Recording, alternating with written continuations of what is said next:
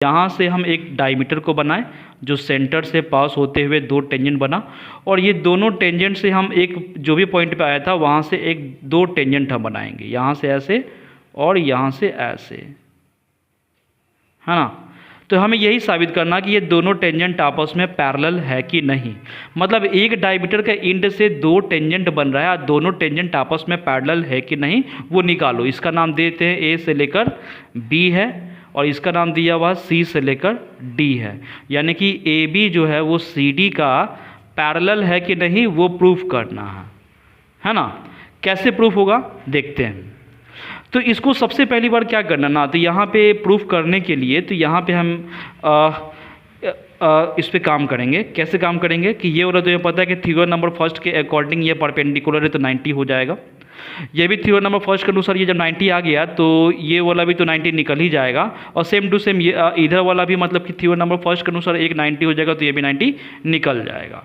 तो मतलब ये वाला एंगल इसके अनुसार कुछ इक्वल निकल रहा है, और उसी तरह से ये वाला एंगल जो होगा वो भी इक्वल होगा। एक अल्टरनेटिव का प्रोसेस चल रहा है, अल्टरनेटिव इंटीरियर एंगल का प्रोसेस चल रहा है। तो इसके अनुसार तो बोल ही सकते हैं ना कि ये लाइन इसका पैरेलल हो गया। अब यहाँ पे लिखने वाला काम करते हैं। तो बोलता है कि हम मान लेते हैं कि यहाँ से एक डायमीटर है जिसका नाम सी और क्या नाम लिखते हैं एम एन। तो एम और एन इज अ डायमीटर, तो लेट में मान लेना कि एम एन इज डायमीटर, है ना। एम एन जो है वो डायमीटर है ऑफ सर्कल या ऑफ द सर्कल लिख देंगे, है ना। इसमें दो टेंजेंट है एंड टू टेंजेंट का नाम दिया मैंने A B and C D. दो टेंजेंट है, दोनों का नाम लिख दिया है। जो ड्रोन हो रहा है पॉइंट एम और एन से, तो लिख देना drawn point M and N से। क्लियर। तो एम और एन से ये दो पॉइंट ड्रोन हो रहा है। तो और यहाँ पे ये भी एक पता है छोटू, क्या पता है कि रेडियस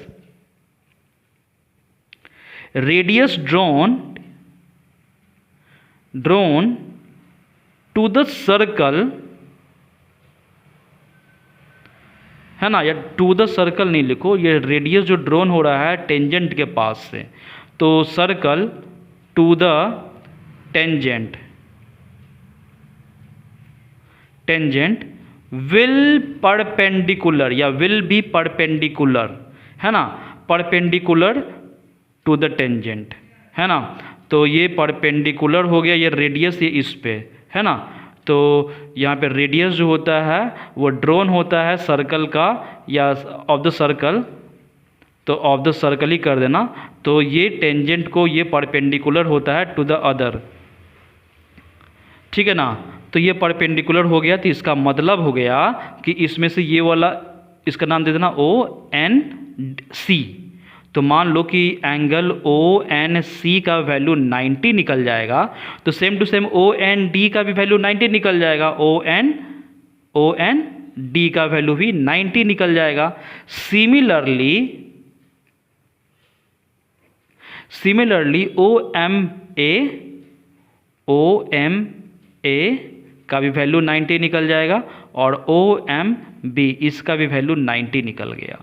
तो हम यहाँ पे सिंपल सा बात लिखते हैं कि एंगल 1 जो है वो 2 का तो इक्वल निकल रहा है भाई, एंगल 1 जो है वो 2 का निकल रहा है, और एंगल 3 जो है ना वो 4 का भी इक्वल निकल रहा है।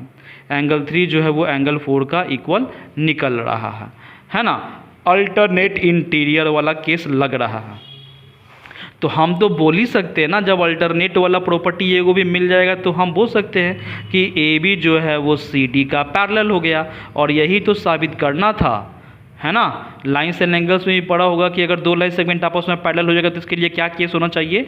इसके लिए यही केस होना चाहिए कि दो अल्टरनेट इंटीरियर एंगल इक्वल हो जाए, ये वाला भी इसके इक्वल हो जाए, या कॉरस्पॉन्डिंग वाला भी काम हो जाए, तो हम बोलते हैं कि दोनों लाइन आपस में पैरेलल है। तो वही बात यहाँ पे हो गया कि angle 1 is equal to angle 2, तो हम कह सकते हैं कि मतलब ये दोनों लाइन आपस में पैरेलल है। समझ में आया? चलो बच्चा, बहुत अच्छी बात है। तो आगे हम लोग बढ़ते हैं नए क्वेश्चन की तरफ, है ना। चलो।